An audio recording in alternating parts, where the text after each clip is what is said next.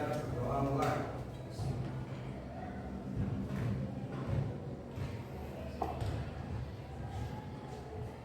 Selesai.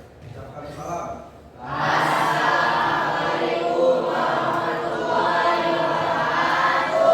Waalaikumsalam warahmatullahi wabarakatuh. Terlebih dahulu Ibu cek kehadiran ya. Baik. Adam, izin ya. Agun, Hadir. Aisyah, Aji, Hadir, Bu. Cici, Dika, Hadir. Bila, Eva, Dehanudin. Sakit. Sakit apa? Demam. Demam. Sudah berapa lama, Nak? Baru kemarin. Oh, baru kemarin. Sepertinya kehujanan ya, masuk angin sepertinya. Baik. Lista, M Sahrul. Hadir. Ya, pilek ya Rul ya. Ibu. Ya, cepat sehat ya. Baik, Muslim. Muslim. Iya, baik. Nazala, Nurmila, Nisa, Randi, Hadir. Rian, Hadir. Rido, Hadir. Robi, Hadir. Rinawati, Sane, Siti Septiani, Sofyan, Ya. Suminar, Tio, Hadir. Widianto, Hadir, Bu. Windy. Baik. Ada 3 orang yang tidak hadir. Baik. Baik anak-anak, untuk menumbuhkan rasa cinta tanah air dan semangat jiwa nasionalisme, terlebih dahulu kita untuk menyanyikan lagu nasional. Semuanya silahkan berdiri. Teng.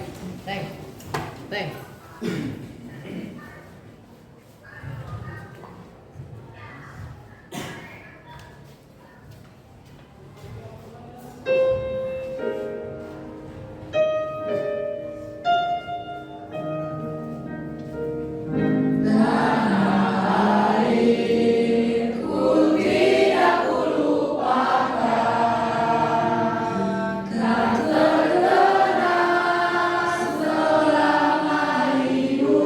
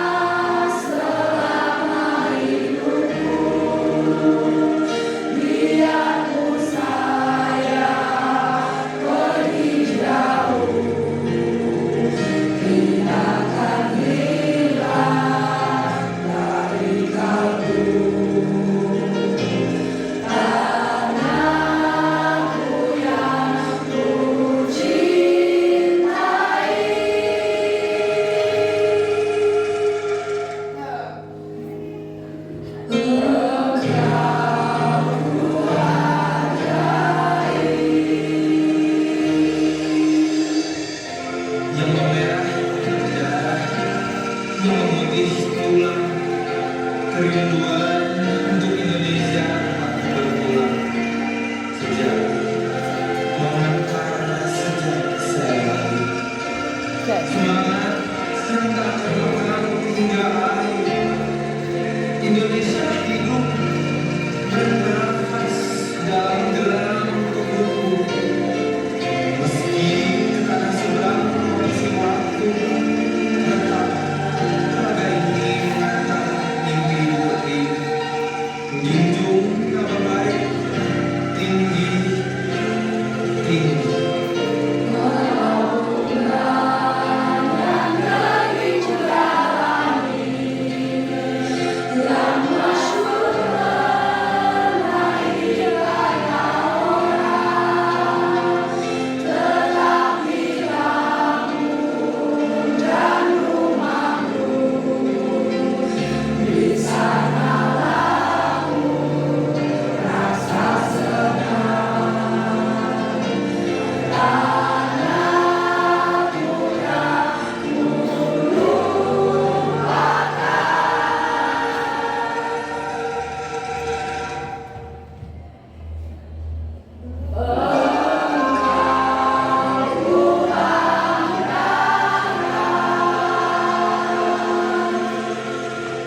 Baik, silakan duduk kembali.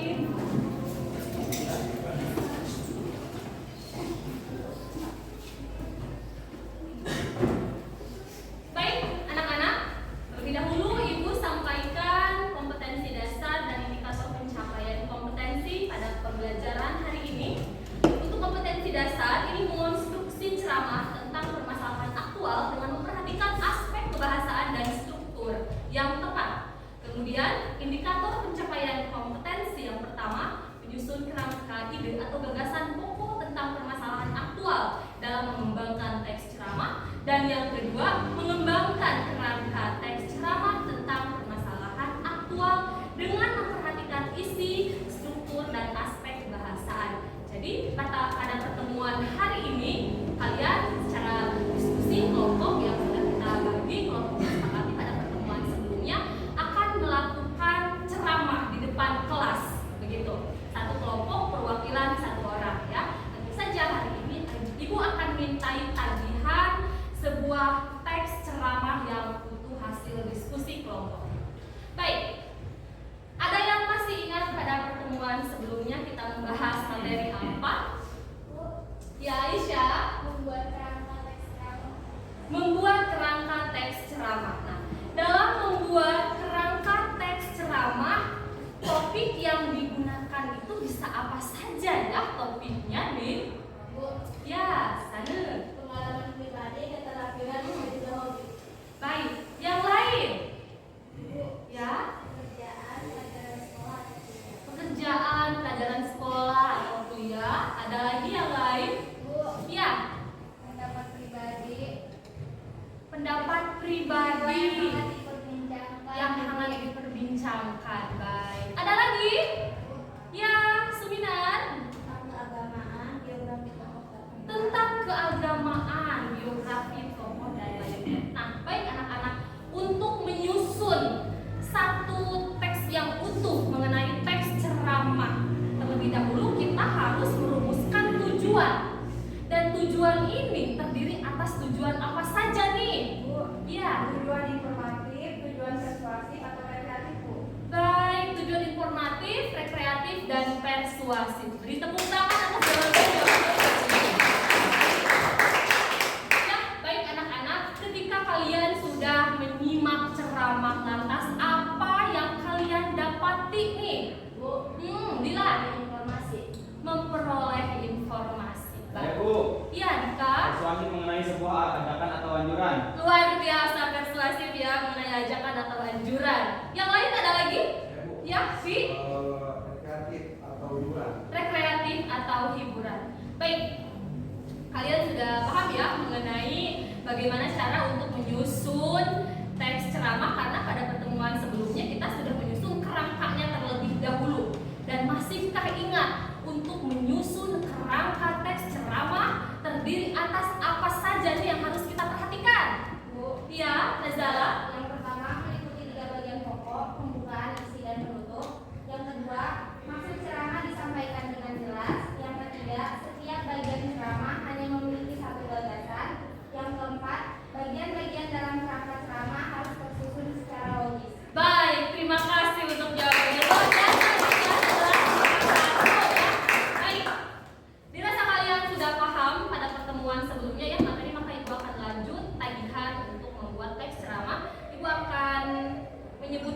kembali pembagian kelompok yang telah kita sepakati. Kelompok 1 ada Adam, Agun, Aisyah, Aji, Sade. Kelompok 2 ada Cici, Dika, Dila, Epa, dan Widianto. Kelompok 3 Jehanuddin, Lista, Muhammad Sahrul, Muslim, dan Sofyan. Kelompok 4 Nazala, Nurmila, Nisa, Randi, dan Suminar. Dan kelompok 5 Robi, Rina, Rian, Windy, dan Siti Septiani. Ada yang belum kebagian kelompok? Rido, belum kebagian kelompok? Iya. Rido masuk ke kelompoknya 3 ya.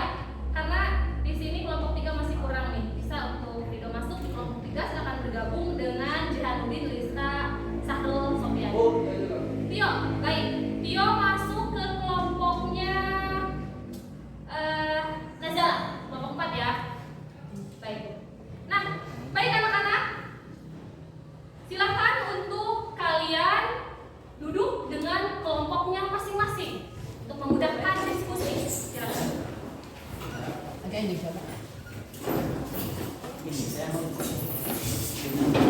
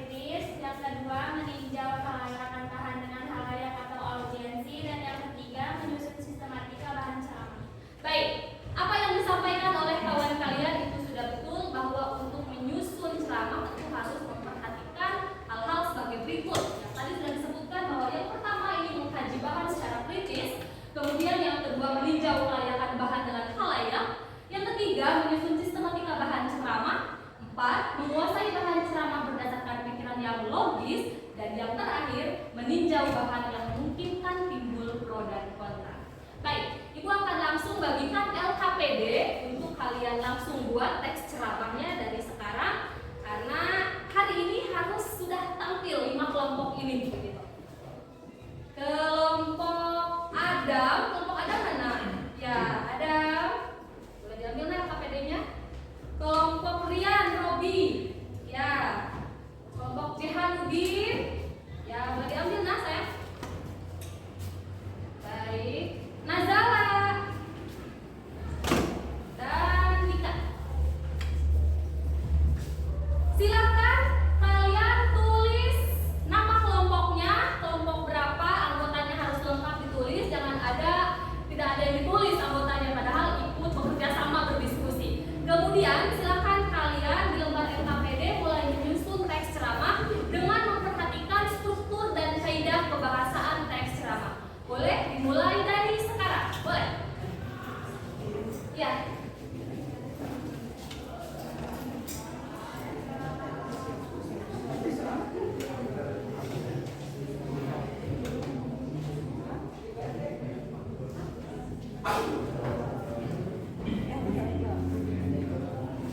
Kelompok 1 kemarin akan bahas apa tuh?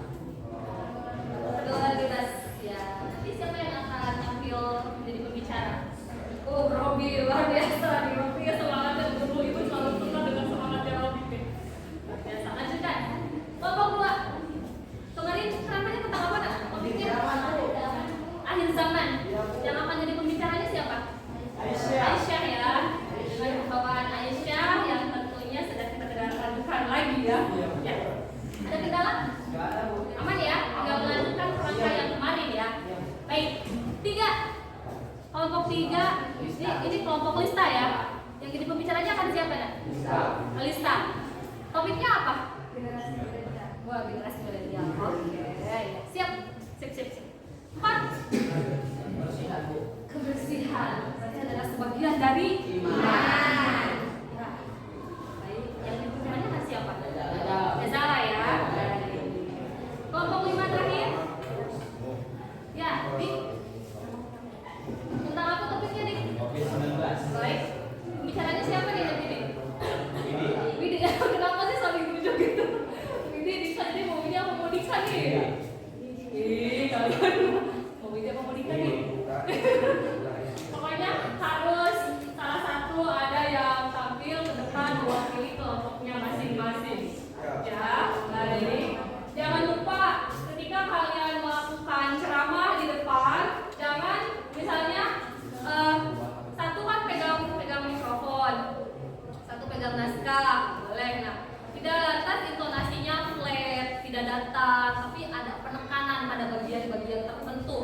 Misalnya ketika mengucapkan di awal saja Assalamualaikum warahmatullahi wabarakatuh. Itu akan berbeda nak ketika kita menyapa audiens Assalamualaikum warahmatullahi wabarakatuh. Seperti itu ya. Akan berbeda karena membangunkan penonton yang sedang tertidur gitu. Kita harus bisa membawa suasana penonton untuk masuk mengikuti kita. Jangan kita yang mengikuti penonton yang melehoi begitu. Ya, silakan dilanjutkan nak.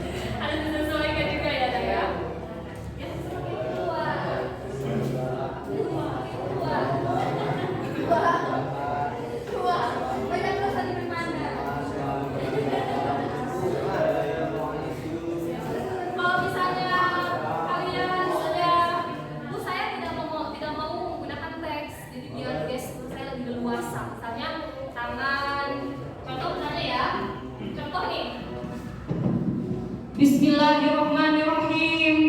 Assalamualaikum warahmatullahi wabarakatuh.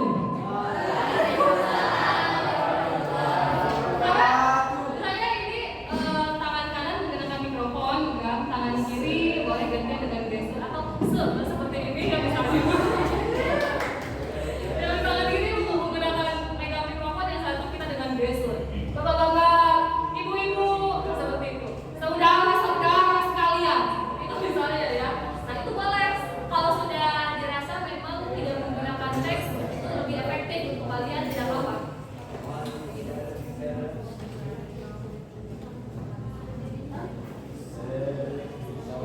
Ingat pada pertemuan sebelumnya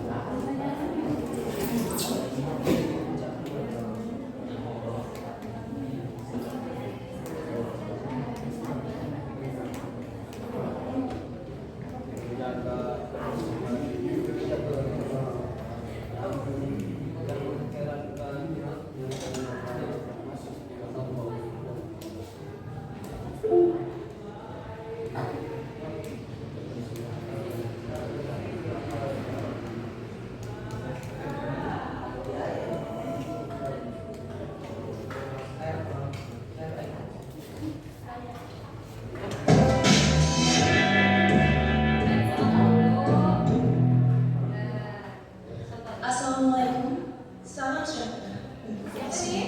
Bangsa, utama budaya, salam kebajikan. Yang terhormat Pak Yakub Womas, Menteri Agama Republik Indonesia. Yang terhormat Pak Nadiem Makarim, Menteri Pendidikan, Kebudayaan, Riset dan Teknologi Republik Indonesia. Yang terhormat Pak Muhammad Tito Karnavian, Menteri Dalam Negeri Republik Indonesia, yang hari ini diwakili oleh Dirjen Polhum Bapak Dr. Bahtiar Nasrus Ismail. Yang terhormat Pak Muhammad Ali Ramdhani, Dirjen Pendidikan Islam, dan yang terhormat Pak Yandri Susanto, Ketua Komisi 8 DPR RI. Yang terhormat semua tamu yang saya hormati. Sungguh sebuah kehormatan bagi saya diundang malam ini untuk mewakili generasi muda Indonesia dalam mengekspresikan opini kami mengenai moderasi beragama. Jujur, saya tidak tahu kenapa saya diundang malam ini untuk hadir di sini, tapi saya harap pidato yang saya buat tadi malam bisa menggerakkan hati para hadirin hari ini.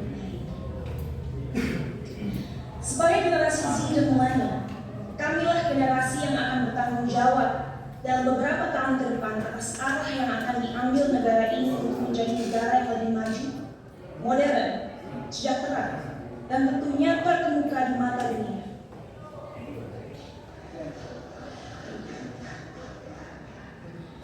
Tapi nilai-nilai apa saja yang harus kita terapkan kepada masyarakat Indonesia agar mimpi-mimpi ini bisa terrealisasi? Pada saat ini, kita dalam situasi sulit, di mana adanya polarisasi dalam opini masyarakat. Terlihat jelas bahwa adanya ketidaksepakatan tentang apa yang dibutuhkan negara ini agar bisa benar-benar menjadi kesatuan yang kuat. Dalam satu sisi, generasi muda sekarang mempunyai keinginan besar untuk mempromosikan budaya dan identitas bangsa. Kami percaya akan pentingnya untuk negara-negara di luar sana melihat potensi, keunikan, dan kehebatan negara ini. Tapi di sisi lain, sampai detik ini, kita semua masih sering berkelahi dan menjatuhkan satu sama lain hanya karena perbedaan ras, suku, dan terutama agama. Bagi saya pribadi, hal tersebut sungguh ironis. Karena bukankah pasal 1 dari Undang-Undang PNPS mengatakan bahwa adanya 6 agama utama di negara ini? Bukankah moto negara ini Bhinneka Tunggal Ika, yaitu berbeda tapi satu?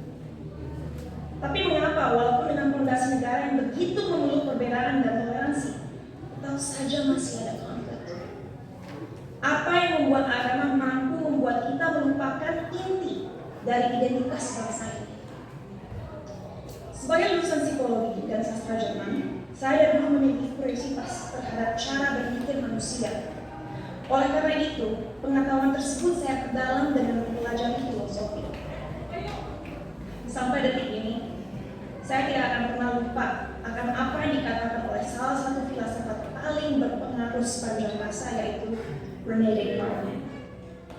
Ia mengatakan, manusia adalah makhluk yang finite atau terbatas, sedangkan Tuhan adalah sosok yang infinite atau tidak terbatas. Oleh karena itu, bagaimana kita sebagai makhluk yang terbatas merasa mempunyai kemampuan untuk mengerti sesuatu yang jauh di luar kapasitas kita? Bagaimana kita sebagai makhluk yang terbatas bisa memahami esensi dari sesuatu yang tidak terbatas? Inilah salah satu akar dari masalah yang kita miliki dalam masyarakat Indonesia sekarang. Karena pemahaman yang terbatas dan pemikiran yang tidak kritis, orang-orang terjebak dalam cara berpikir di mana mereka telah memanusiakan Tuhan, merasa memiliki hak dalam mendikte kemauan Tuhan, merasa tahu pikiran Tuhan, dan merasa berhak bertindak atas nama Tuhan. Inilah yang akan seringkali berubah menjadi sifat radikal. Dalam perbincangan saya beberapa waktu lalu dengan Habib Hussein Jafar, kami berdua sepakat bahwa bahaya yang masyarakat kita alami sekarang adalah mengatasnamakan Tuhan untuk kepentingan pribadi. Menyesatkan generasi penerus bangsa dengan prinsip hidup yang sebenarnya tidak ada dalam Holy Scriptures atau kitab suci agama. Kenapa bisa seperti itu?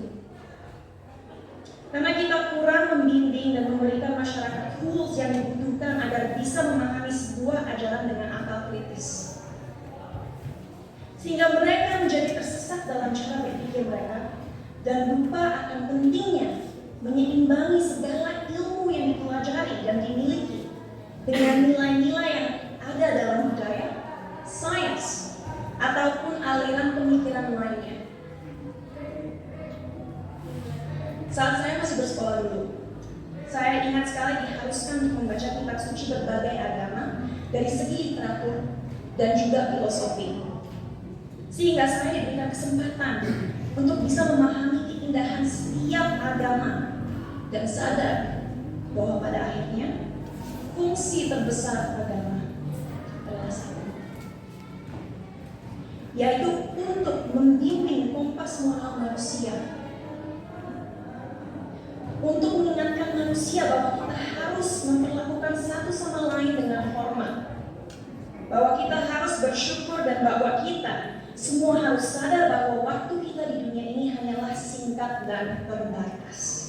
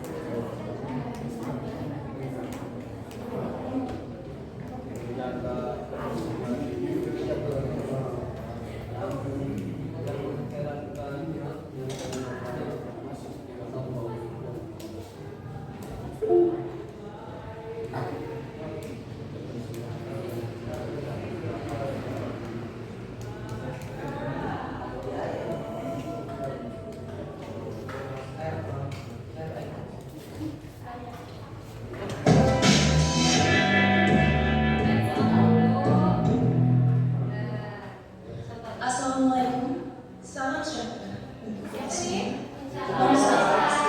Salam budaya, salam kebajikan. Yang terhormat Pak Yakub Holil Womas, Menteri Agama Republik Indonesia. Yang terhormat Pak Nadiem Makarim, Menteri Pendidikan, Kebudayaan, Riset dan Teknologi Republik Indonesia. Yang terhormat Pak Muhammad Tito Karnavian, Menteri Dalam Negeri Republik Indonesia, yang hari ini diwakili oleh Dirjen Polhum Bapak Dr. Bahtiar Nasrusisanas. Yang terhormat Pak Muhammad Ali Ramdhani, Dirjen Pendidikan Islam, dan yang terhormat Pak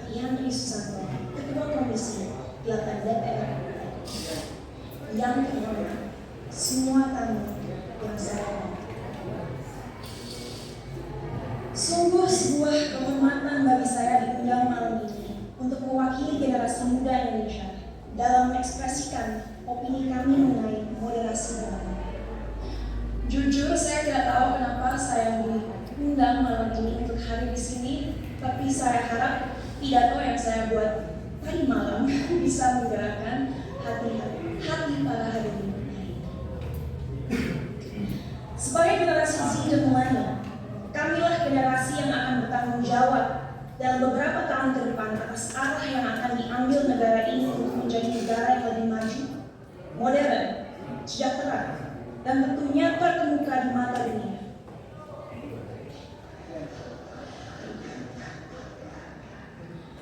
Tapi nilai-nilai apa saja yang harus kita terapkan kepada masyarakat Indonesia agar mimpi-mimpi ini bisa terrealisasi? Pada saat ini, kita dalam situasi sulit, di mana adanya polarisasi dalam opini masyarakat. Terlihat jelas bahwa adanya ketidaksepakatan tentang apa yang dibutuhkan negara ini agar bisa benar-benar menjadi kesatuan yang kuat. Dalam satu sisi, generasi muda sekarang mempunyai keinginan besar untuk mempromosikan budaya dan identitas bangsa. Kami percaya akan pentingnya untuk negara-negara di luar sana melihat potensi, keunikan, dan kehebatan negara ini. Tapi di sisi lain, sampai detik ini, kita semua masih sering berkelahi dan menjatuhkan satu sama lain hanya karena perbedaan ras, suku, dan terutama agama. Bagi saya pribadi, hal tersebut sungguh ironis. Karena bukankah pasal 1 dari Undang-Undang PNPS mengatakan bahwa adanya 6 agama utama di negara ini? Bukankah moto negara ini Bhinneka Tunggal Ika, yaitu berbeda tapi satu? Tapi mengapa walaupun dengan fondasi negara yang begitu memeluk perbedaan dan toleransi, tetap saja masih ada konflik? Apa yang membuat agama mampu membuat kita melupakan inti dari identitas bangsa ini? Sebagai lulusan psikologi dan sastra Jerman, saya dulu memiliki kuriositas terhadap cara berpikir manusia. Oleh karena itu, pengetahuan tersebut saya perdalam dengan mempelajari filosofi. Sampai detik ini, saya tidak akan pernah lupa akan apa yang dikatakan oleh salah satu filsafat paling berpengaruh sepanjang masa, yaitu René Descartes. Ia mengatakan, manusia adalah makhluk yang finite atau terbatas, sedangkan Tuhan adalah sosok yang infinite atau tidak terbatas. Oleh karena itu, bagaimana kita sebagai makhluk yang terbatas merasa mempunyai kemampuan untuk mengerti sesuatu yang jauh di luar kapasitas kita? Bagaimana kita sebagai makhluk yang terbatas bisa memahami esensi dari sesuatu yang tidak terbatas? Inilah salah satu akar dari masalah yang kita miliki dalam masyarakat Indonesia sekarang. Karena pemahaman yang terbatas dan pemikiran yang tidak kritis, orang-orang terjebak dalam cara berpikir di mana mereka telah memanusiakan Tuhan, merasa memiliki hak dalam mendikte kemauan Tuhan, merasa tahu pikiran Tuhan, dan merasa berhak bertindak atas nama Tuhan. Inilah yang akhirnya seringkali berubah menjadi sifat radikal. Dalam perbincangan saya beberapa waktu lalu dengan Habib Hussein Jafar, kami berdua sepakat bahwa bahaya yang masyarakat kita alami sekarang adalah mengatasnamakan Tuhan untuk kepentingan pribadi. Menyesatkan generasi penerus bangsa dengan prinsip hidup yang sebenarnya tidak ada dalam Holy Scriptures atau kitab suci agama. Kenapa bisa seperti itu? Karena kita kurang membimbing dan memberikan masyarakat tools yang dibutuhkan agar bisa memahami sebuah ajaran dengan akal kritis. Sehingga mereka menjadi tersesat dalam cara berpikir mereka dan lupa akan pentingnya menyeimbangi segala ilmu yang dipelajari dan dimiliki dengan nilai-nilai yang ada dalam budaya, sains, ataupun aliran pemikiran lainnya. Saat saya masih membaca kitab suci berbagai agama dari segi literatur dan juga filosofi. Sehingga saya diberikan kesempatan untuk bisa memahami keindahan setiap agama dan sadar bahwa pada akhirnya fungsi terbesar agama adalah satu, yaitu untuk membimbing kompas moral manusia, untuk mengingatkan manusia bahwa kita harus memperlakukan satu sama lain dengan hormat, bahwa kita harus bersyukur, dan bahwa kita semua harus sadar bahwa waktu kita di dunia ini hanyalah singkat dan terbatas. Oleh karena itu, ingatlah untuk selalu menjadi seseorang yang rendah hati dan siap membantu satu sama lain. Jadi, apa yang harus dilakukan ke depannya agar bisa melawan segala kebohongan yang ada? Apa yang kita bisa lakukan untuk memberdayakan rakyat bangsa ini? Saya rasa jawabannya cukup jelas. Satu, penting sekali kita segera mengingatkan kembali saudara-saudara kita akan indahnya, kayanya, dan uniknya budaya-budaya yang kita miliki di negara ini. Sejak usia dini penting kita mengenalkan budaya negara ini tidak hanya di sekolah, tapi juga melalui media dan semua platform digital yang ada. Sebuah hal yang krusial untuk disadari bagi generasi muda akan relevannya budaya kita di dunia yang semakin modern. Our culture is cool, not old school. Kedua, ajaran agama yang ada dalam sistem pendidikan harus adil dalam merepresentasikan agama-agama yang ada di negara ini. Agar orang-orang bisa mengerti sejak usia muda bahwa semua agama itu mengajarkan kebaikan dan tidak seharusnya kita melecehkan dan menyakiti satu sama lain hanya karena sebuah perbedaan. Ketiga, critical thinking, critical thinking, critical thinking. Ajarkanlah adik-adik kita untuk membaca dan mempelajari segala sesuatu dari berbagai sudut pandang. Biarkanlah mereka bertanya. Tumbuhkanlah rasa ingin tahu mereka sehingga mereka tidak mudah dipengaruhi dan dijajah pikirannya.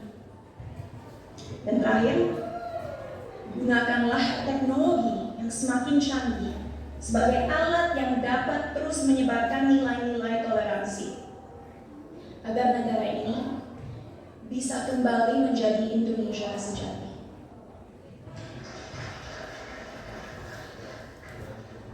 Sebagai penutup, saya ingin membacakan quote berikut. A people without knowledge of their past, origin, and culture is like a tree with no roots. Tanpa fondasi yang kuat, tidak akan ada bangsa yang bisa bertahan. Oleh karena itu, ayo kita bersama-sama menjelmakan lambang Garuda dimanapun kita berada. Mari kita taat dalam beragama agar menjadi manusia yang bermoral, tapi mari kita juga merangkul budaya Indonesia untuk membimbing identitas bangsa. Terima kasih, salam sejahtera bagi kita semua. Itu tadi tayangan pidato ya, itu dari Cinta Laura. Kalian bisa melakukannya setelah ini. Baik, bagaimana? Sudah sampai mana? Selesai ya? Ya.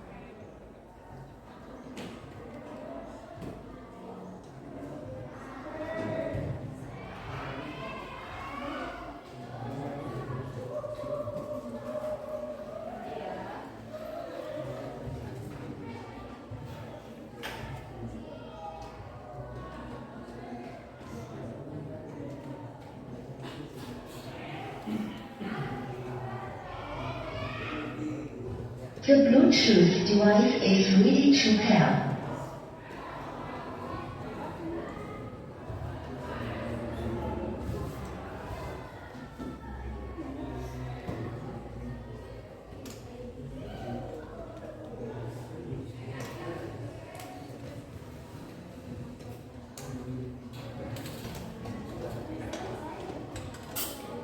The Bluetooth device is connected successfully.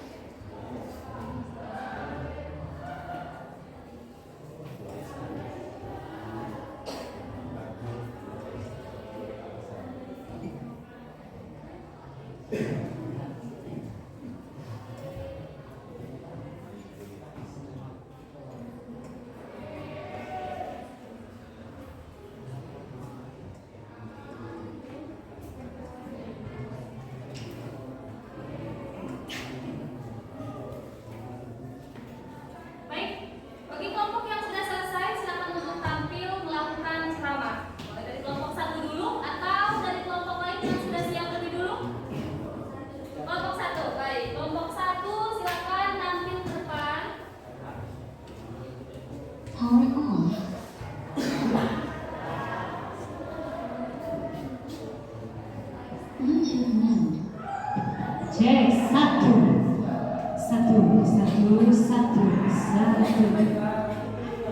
Ya, bentuk tangan.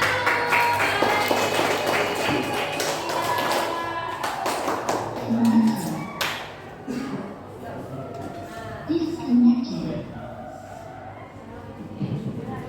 Silakan. Ya. Assalamualaikum warahmatullahi wabarakatuh. Waalaikumsalam warahmatullahi wabarakatuh. Sahabatku, generasi muda sekalian, semoga kita semua dalam keadaan sehat dan senantiasa dalam perlindungan. Mohon izin izin saya berbicara untuk mengingatkan kita semua tentang sebuah persoalan yang belakangan ini mungkin dianggap biasa, namun sesungguhnya memiliki dampak yang sangat luar biasa kepada kita semua, yakni persoalan tentang pergaulan bebas. Pergaulan bebas adalah suatu cara bergaul antar sesama manusia yang tidak memperhatikan aturan atau norma tertentu, yakni dengan melawan berbagai batasan yang mengatur manusia agar hidupnya teratur, baik aturan dalam agama maupun aturan dalam bermasyarakat. Mungkin secara jangka pendek pergaulan bebas ini nampak menyenangkan dan memberikan kenikmatan bagi pelakunya.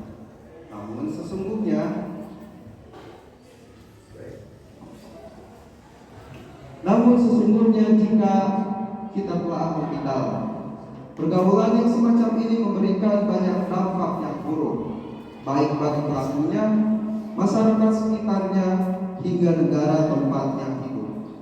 Salah satu dampak pergaulan bebas adalah menghancurkan generasi muda. Kita bisa saksikan di berbagai berita atau mungkin di sekitar kita ada pelajar yang terpaksa putus sekolah dikarenakan hamil di luar nikah ketika masih sekolah. Padahal selain itu dilarang agama, itu juga membuatnya tidak bisa melanjutkan sekolah. Walhasil kesempatan untuk meraih tingkat pendidikan yang lebih tinggi menjadi sirna.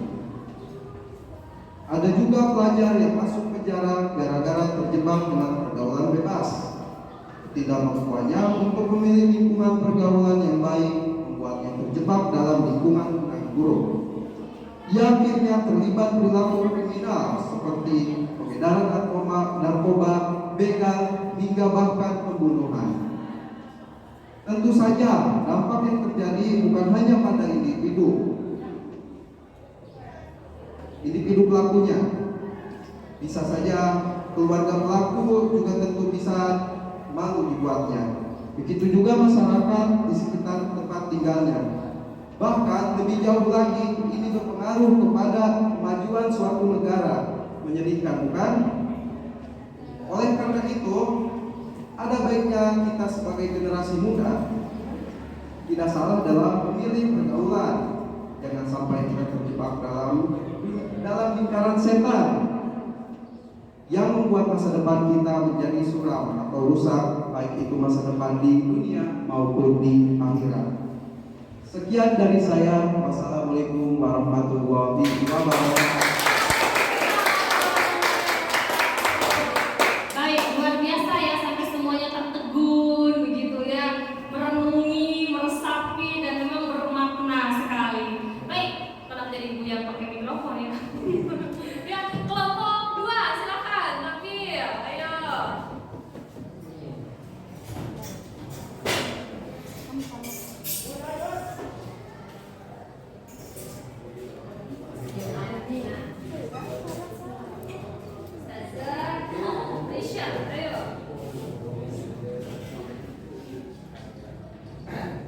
Assalamualaikum warahmatullahi wabarakatuh.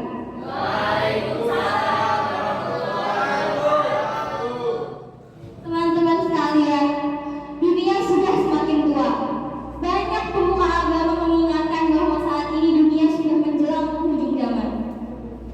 Akhir zaman mengingatkan bahwa tanda-tanda yang telah tampak di depan mata sudah semakin banyak. Tentu saja hal ini mestinya membuat kita fokus untuk mempersiapkan diri.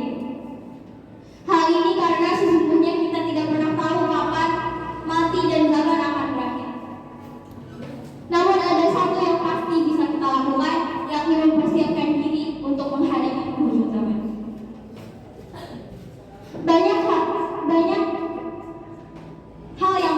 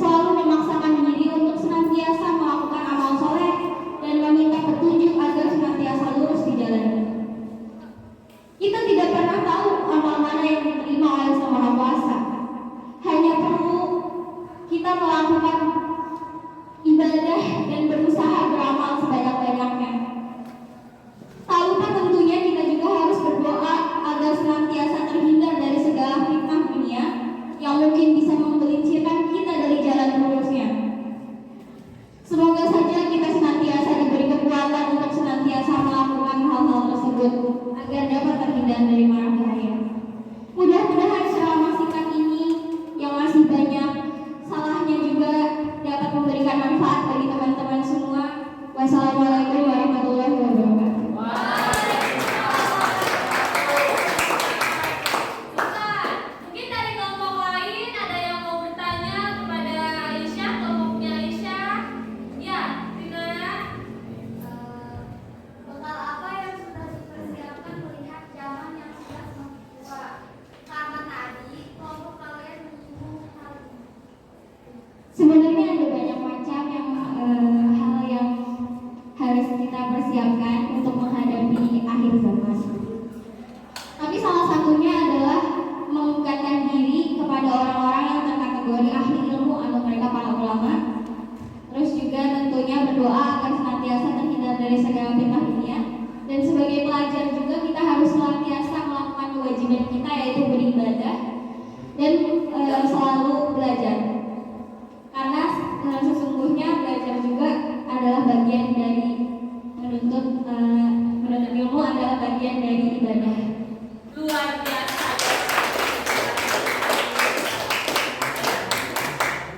Dilanjut kelompok 3. Ayo, kelompok 3. Mana nih? Kelompoknya Lisa. Lisa yang akan maju ya. Silakan, Nak. Kelompok 4 siap-siap, tidak kalah keren. Kelompok 5 juga tidak kalah keren. Siap-siap untuk unjuk diri.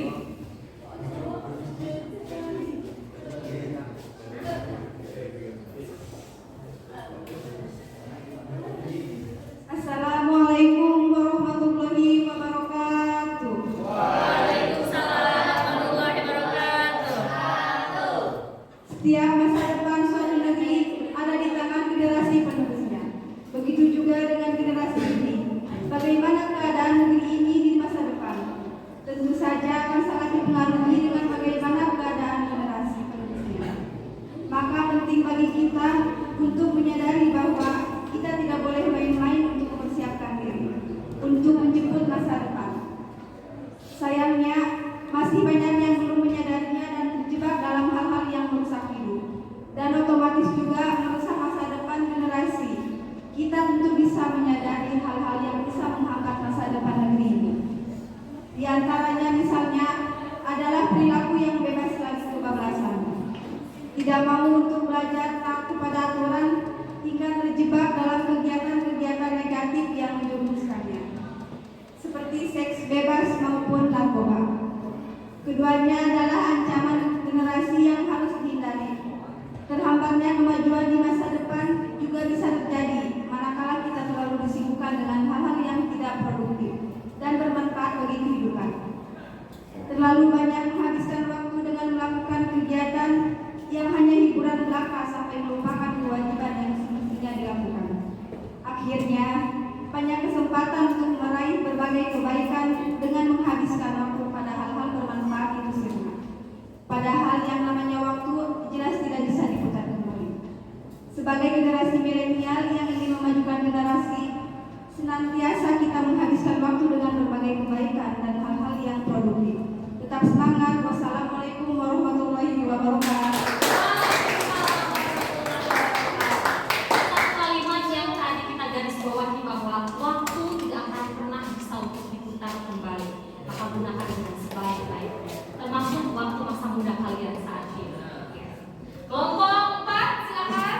Kelompoknya Nisa, Nurmila, Nazala. Mau tampil siapa nih? Nazala ya, baik. Nazala, silakan.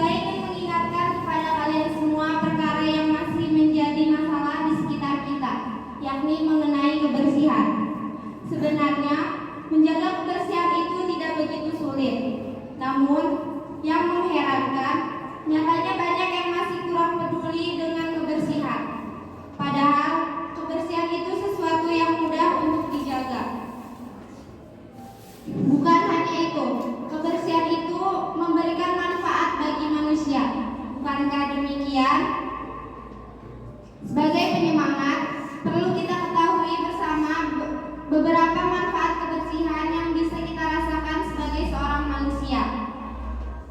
Pertama, kebersihan itu memberikan kenyamanan bagi manusia. Cobalah jujur, bukankah dengan kebersihan kita lebih merasa nyaman untuk berada di sekitar lingkungan tersebut? Sebaliknya, lingkungan yang kotor melahirkan ketidaknyamanan. Untuk itu, sebaiknya lingkungan tempat tinggal kita senantiasa kita jaga untuk kenyamanan bersama. Misalnya, di ruang kelas atau sekolah. Agar kita lebih nyaman, jangan biarkan sampah berserak atau merusak pemandangan. Kedua, dengan menjaga kebersihan, manusia juga bisa terhindar dari petaka atau bencana yang mungkin menimpanya. Seperti misalnya bencana banjir. Sebagaimana yang mungkin kita sudah ketahui, salah satu penyebab banjir di berbagai daerah adalah menumpuknya sampah di tempat yang tidak semestinya, terutama di area aliran air seperti selokan atau sungai. Sampah bisa menahan aliran dan membuat air menjadi tumpah ke pemukiman masyarakat. Jika sudah banjir, siapa yang direpotkan? Tentu saja manusia dan kita semua. Oleh karena itu, jika kita menyayangi lingkungan dan ingin agar terhindar dari bencana, salah satu yang bisa dilakukan adalah dengan menjaga kebersihan, tidak membuang sampah sembarangan. Sesungguhnya, upaya kita menjaga kebersihan bukan untuk apa-apa dan siapa-siapa. Semua demi kebaikan bersama. Hanya kita perlu menyadari agar tergerak melaksanakannya. Bagaimana? Siapkah kita? Semoga bermanfaat. Terima kasih. Wassalamualaikum warahmatullahi wabarakatuh. Terima kasih untuk kelompoknya Dazala sudah melakukan ceramah dengan sebaik-baiknya. Terakhir, kelompok 5 nih, kelompoknya Cici. Ya, silakan. Siapa yang mau tampil nih? Cici, silakan Cici.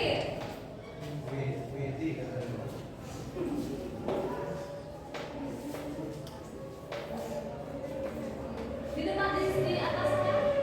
Nah, boleh. Assalamualaikum warahmatullahi wabarakatuh. Waalaikumsalam warahmatullahi wabarakatuh. Saudaraku, sudah berapa bulan lamanya negeri kita tercinta dilanda wabah COVID-19. Berbagai sektor kehidupan terpengaruh oleh wabah yang menyebar dengan cepat ini, termasuk dunia pendidikan yang kita beraktivitas di dalamnya. Sebagai seorang pelajar, tentu saja kita sama-sama merasakan bahwa apa yang terjadi hari ini membawa banyak sekali pengaruh dalam kegiatan belajar mengajar yang kita lakukan. Di antaranya adalah bahwa kita akhirnya harus belajar di rumah. Namun, meski demikian, kita harus tetap semangat dan bersabar. Meski bagaimanapun juga, tentu saja berbeda antara belajar di sekolah dengan belajar di rumah. Untungnya, saya punya beberapa tips yang mungkin saja dapat menjadi inspirasi bagi teman-teman semua untuk tetap semangat dalam belajar di masa COVID-19. Yang pertama, usahakan tetap bangun pagi dan mandi pagi sebagaimana biasanya. Hal ini meski dilakukan agar suasana semangat terus terbawa meski belajar di rumah. Berbeda jika bangun dan mandinya siang, pasti bawaannya malas untuk belajar. Yang ada kita jadi serasa liburan saja. Yang kedua, jauhkan dulu hal-hal yang mungkin mengganggu selama kegiatan belajar di rumah yang sedang dilakukan itu sebelum selesai. Jangan sampai waktu belajar terbengkalai dan dikalahkan oleh hiburan-hiburan yang berpotensi mengganggu. Bukan berarti tidak boleh hiburan, tapi pastikan itu hanya selingan. Yang ketiga, jika memungkinkan, kita bisa saja membiarkan pelajar atau pengajar tugasnya diiringi dengan mendengarkan instrumen atau musik yang bisa menambah semangat. Namun kalau justru malah mengganggu, tentu saja mending tidak usah. Nah, setidaknya 3 hal itu yang bisa disampaikan agar pembelajaran jarak jauh di masa COVID-19 yang kalian lakukan bisa tetap berjalan dengan baik. Semoga bermanfaat ya. wabarakatuh. Baik, kalian masing-masing dari 5 kelompok sudah melakukan ceramah dengan baik. Terima kasih dan boleh sekarang untuk kembali ke tempat duduk semula. Sebelum kita akhiri kegiatan pembelajaran kita.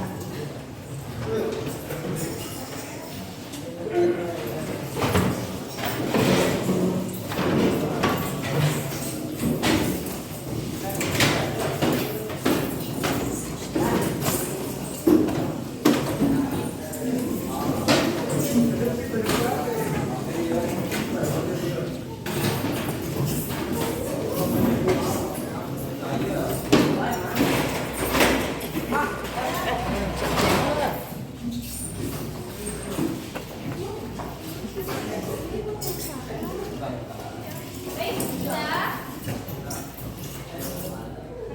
Ya, sudah duduk ke tempat masing-masing ya. Kursi di tengah saya tolong diposisikan dulu. Ya, pinter. Nah, sebelum kita mengakhiri kegiatan pembelajaran, kita ice breaking dulu ya supaya kalian tidak mengantuk. Kalian boleh ceria-ceria, boleh dengan sambil tersenyum lebar. Haha, ini juga boleh ya, boleh. Goyang-goyang sedikit juga boleh. Relax tuh, relax. Ya. Kok udah band Amsas ibu lagunya, kalau lagunya J-Rock nanti kalian bisa goyang ya.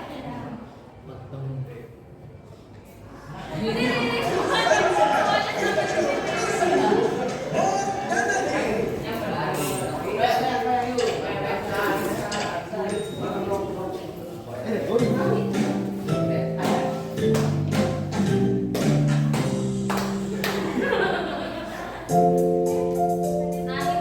nanti sabar. Boleh tapi sedikit.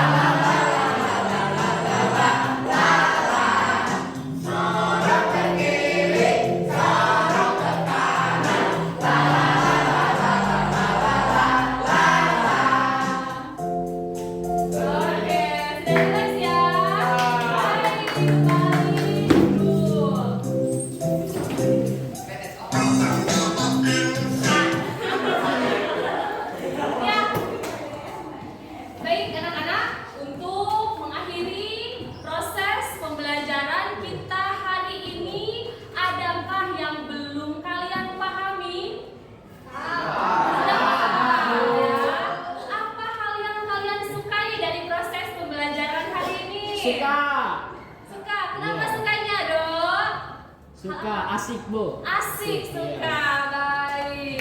Yang kalian tadi lakukan ceramah di depan kelas, Ibu harap harap tidak terhenti pada saat proses pembelajaran hari ini saja ya. Iya. Kalian akan melakukannya lagi dan lagi untuk tingkatan dan jenjang yang lain seperti itu. Baik anak-anak, itu berarti ada yang menyimpulkan untuk proses kegiatan pembelajaran hari ini. Wah, luar biasa Robi.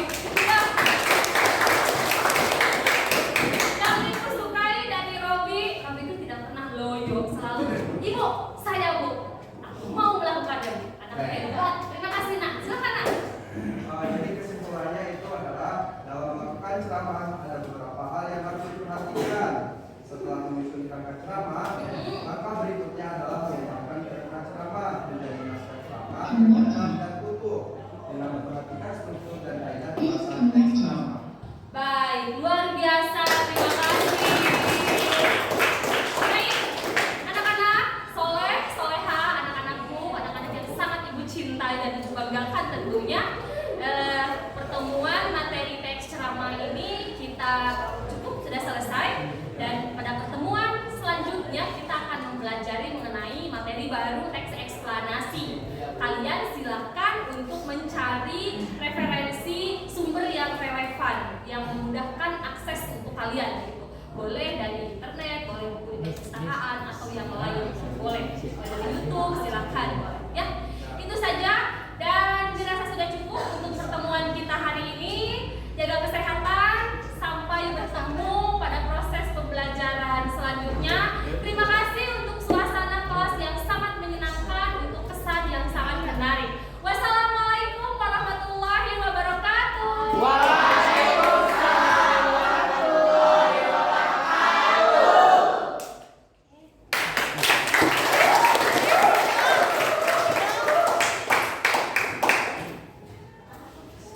Satu jam.